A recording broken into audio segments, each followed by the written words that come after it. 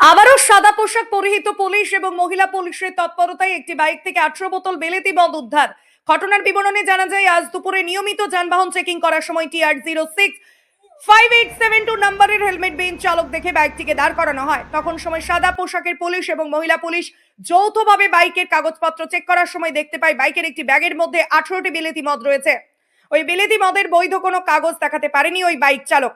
পরবর্তীতে পুলিশ অবৈধ বিলাতি মদ সহ ওই ব্যক্তিকে আটক করে নিয়ে আসেন থানায়। পুলিশে জানিয়েছেন নির্দিষ্ট ধারা যুক্ত করে একটি মামলা গ্রহণ করেছেন। মন্তব্য লিখছেন, পোস্ট করছেন এবং ওদের জন্য আমাদের সোশ্যাল সাইবার টিম আছে, ও যথেষ্ট কেপেবল আছে, যা করবে ওর अगेंस्ट যা অ্যাকশন আছে।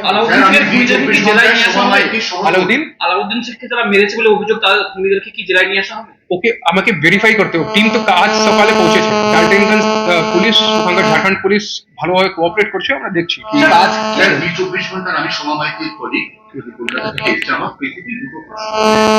নিজের বক্তব্য অনুযায়ী ওকে যখন 1.5 কিলোমিটার দৌড় করিয়ে নিয়ে যাওয়া হয়, তখন পাশে পুলিশ ছিল।